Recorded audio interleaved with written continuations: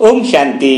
किसी दूसरे को ज्ञान देना कितना आसान लगता है। अगर उसके हाथ से मोबाइल गिर गया, टूट गया तो बोलेंगे अरे काय को टेंशन लेता है, 5-10 साल पहले भी टूटा था और आज भी टूटा है।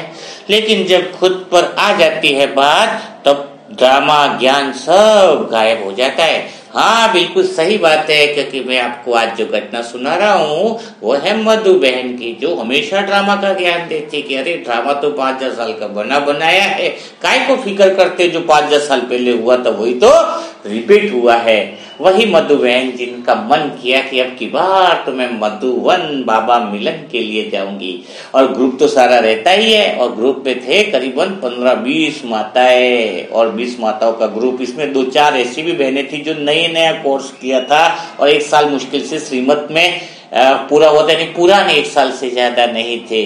तो उनके साथ मधु बहन के साथ वो भी सारी बहनें थे, यानी करीबन 32-33 का ग्रुप था। और पहुंच गए मधुबन के अंदर। फिर क्या हुआ कि वही मधु बहन तो सबसे ज्यादा खुश, आनंद, क्योंकि ड्रामा अनुसार उसको तो निश्चय बुद्धि थी कि बड़ा आनंद है, ड्रामा बड़ा मजेदार है। रास्ते में चलते हुए ज्ञान का मनन चिंतन ड्रामा पर ही उन्होंने सेशन करा दिया। इतना मजेदार सेशन कि जो सबसे बड़ी दीदी निमित्त बहन थी वो भी बड़ी खुश रहती थी, अरे क्या बात है, बड़ी अच्छी बात है, बड़ा आनंद आता था। ठीक है, पर मधु बहन की एक आदत थी कि थोड़ी बाहर मुखी ज्यादा थी, अंतर्मुखी कम थी। अब अंदर का योग किसका कितना है यह तो भगवान ही बता सकता है, हम आत्माएं तो कह नहीं सकते ना। और ज्ञान की परख कब होती है, जब परिस्थिति आती है, और ऐसी ही परिस्थिति आ गई मधु बहन के सामने।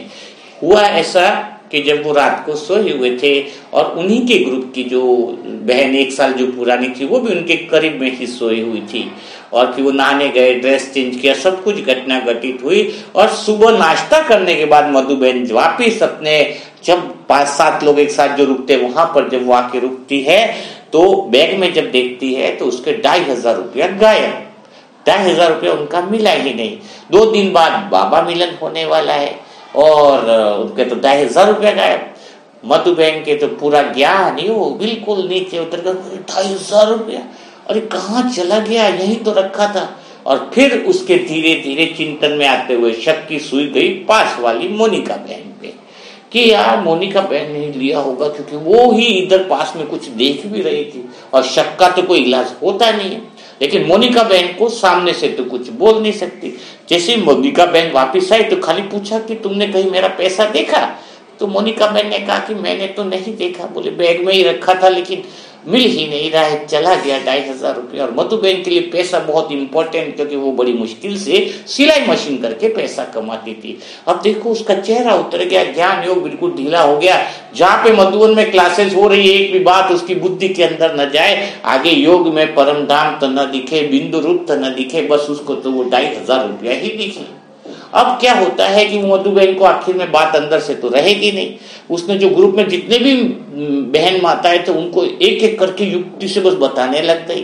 क्या बताने लगी कि वो मोनिका बहन से आप थोड़ा सावधान रहे ना, क्योंकि मुझे पूरा विश्वास है कि वो 2,500 रुपया मेरा ही उसी ने लिया है। एक एक करके कितने जनों को उसने भी वो बात बता दी। और कई सारी जो माताएं थी वो भी मोनिका बहन को ऐसा देखे, लेकिन मुंह से तो कुछ बोल ना पाए, लेकिन बस चेहरा देख करके उसको उसी भाव से देखे कि जैसे कि वो चोर है।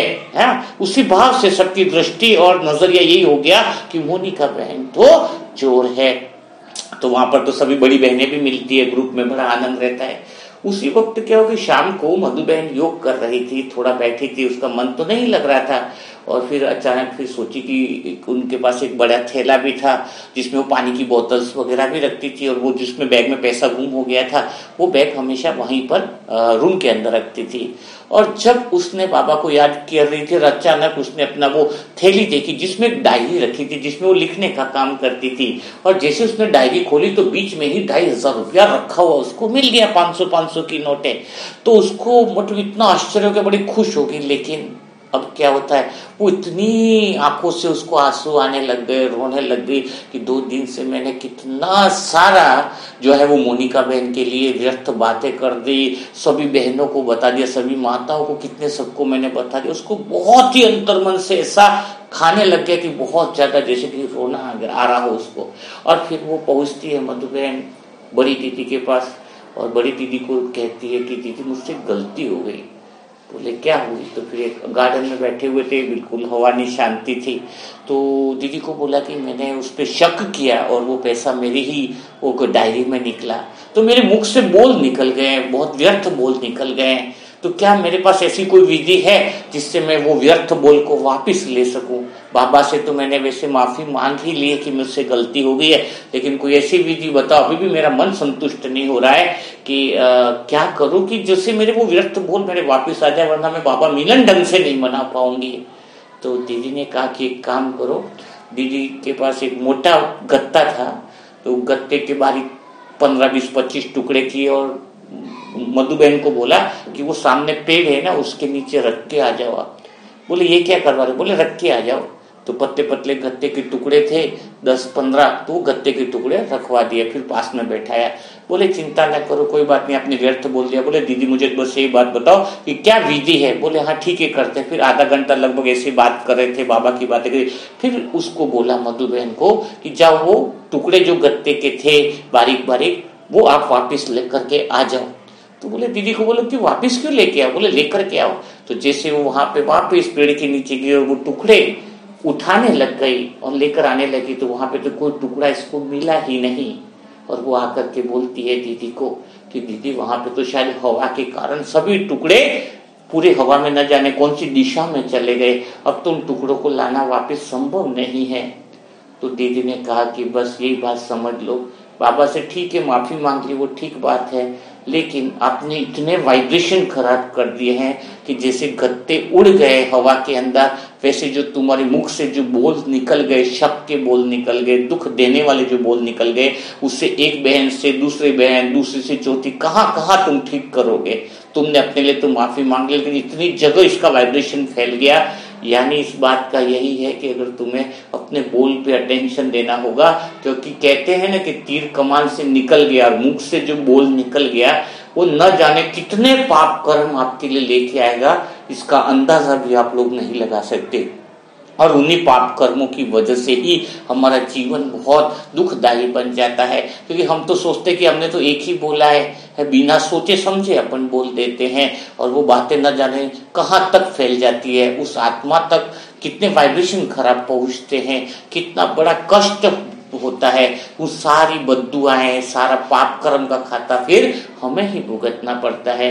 बहुत बहुत मधु बहन रोई और उन्होंने भगवान के सामने, दीदी के सामने कमिटमेंट किया कि आज से जब तक मैं कोई चीज एक्चुअली अनुभव न करूं, मेरे मुख से किसी को दुख देने वाला बोल नहीं निकलेगा, किसी को ये व्यर्थ बोल नहीं निकलेगा, मैं आज से कमिटमेंट करके जाती हूँ।